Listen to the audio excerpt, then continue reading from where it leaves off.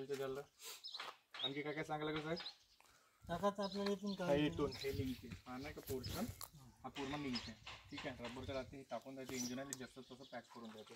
त्याच्याला आपलं स्टेअरिंग ऑइलचं यामध्ये फायदा असा स्टेअरिंग ऑइल सेपरेट आहे तुमचं. त्याच्यामध्ये आता गेअर बाकी कंपन्यामध्ये कसं राहते गेअरमधनं सप्लाय दिलेला राहतो स्टेअरिंगचा. त्यामध्ये होते का गाडी जेव्हा चालते ना पहिल्या सर्व्हिसिंगमध्ये गाडी नवीन असते त्यामध्ये किस वगैरे जे राहते गिअरचा वगैरे जे काड्या राहते तो पॉवर स्टेअरिंगमध्ये न जाऊ त्यासाठी कंपनीनं हा वेगळा सिस्टम दिलेला आहे. हां स्पेशल म्हणजे तुमचं पॉवर स्टेअरिंग हातानेही जरी फिरवलं एका सिंगल बोटाने तरी फिरणार नाही तर जाम जाणार नाही. हा त्याचा फायदा आहे. तर हे ऑइल आता आपल्याला बदलवत जावं लागते का?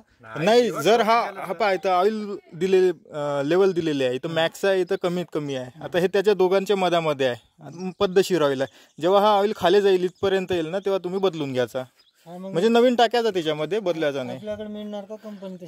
कंपनीचाच ऑइल आहे हा. कंपनीमध्ये शोरूम मधून भेटून जाईल. जेव्हा तुम्हाला असं वाटलं की हा कमी झालेला आहे किंवा खराब झालेला आहे तर शोरूमला सांगायचं सर्व्हिसवाल्याला सांगायचं ते तुम्हाला पाठवून देतील.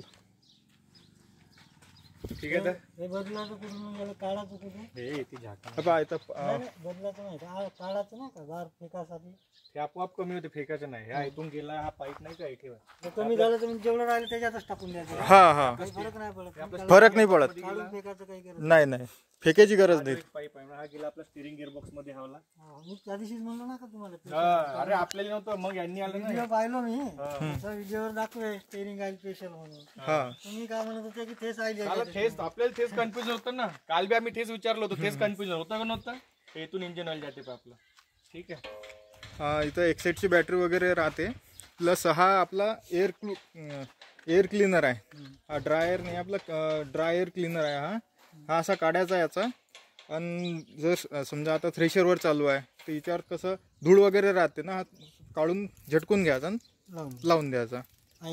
ऑइल वगैरे नाही आहे त्याच्यामध्ये. तुमचा ऑइलचा खर्च इथून वाजून जाते.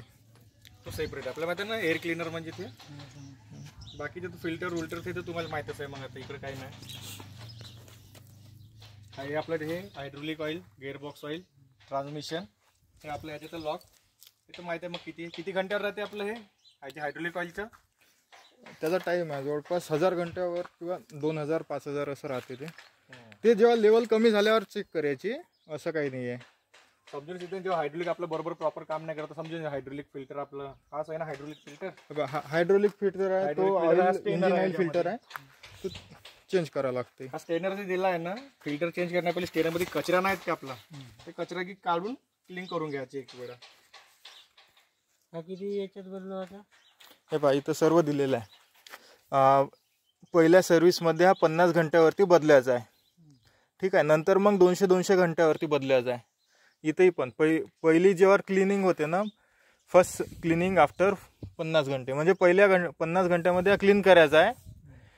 दुसऱ्या मग 100 घंटे जेव्हा होतात ना गाडीचे तेव्हा हा क्लीनच करायचा आहे. आणि हा काढून केव्हा टाकायचा आहे जेव्हा 750 घंटे जेव्हा होतात कंप्लीट तेव्हा हा पूर्ण सिस्टम काढून टाकायचा. कंपनी दुसरा दिली याच्यामध्ये सर्व्हिसमध्ये हिच्यावर सर्व लिहिलेलं आहे. हे बघा हा चेंज करायचा आहे हा फक्त साफ करायचा आहे. हां हिच्यामध्ये मॅग्नेट राहतात लोहचुंबक राहतात हिच्यामध्ये. जो किस वगैरे राहते ना तो इथं अडकून पकडते. जेव्हा सर्व्हिसिंगला येईल ना तो इथून ओपन करेल धुवून काढेल तो डिझेलने क्लिअर होऊन जाईल. तो माहीत होऊन जाईल तो कसा काढायचा. हां तुमच्या दिमागात बसून जाईल ना हात नाही का आपला काढून देईन.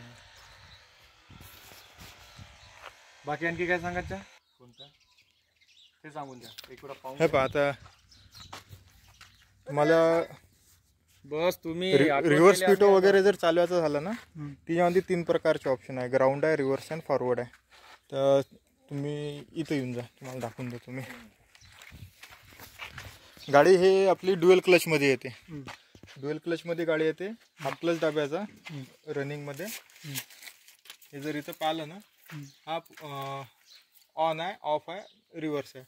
हाफ क्लच दाबल्यावर हा लास्टमध्ये गेला तर रिव्हर्स पिटो लागून जाते ठीक आहे. बीचमध्ये ऑफ होते समोर फॉरवर्ड चालते. आणि मल्टी स्पीड हा कसा चालते हा जेव्हा ऑन करतो ना आपण तो गेअर टाकून द्यायचा. हा न्यूट्रल ठेवायचा मल्टी स्पीड जेव्हा तुम्ही हळंबा थ्रेशर वगैरे जे काही चालवत असाल त्यासाठी. आणि जर तुम्हाला जसा जसा गिअर वाढवला तसा तसा स्पीड वाढते हा जसा गिअर वाढवला तसा स्पीड वाढते. मल्टी स्पीड आहे. मल्टी स्पीड आहे तो. दूर आहे. माहित होतं का एवढं आता आपल्याला तर माहित बी नाही ते.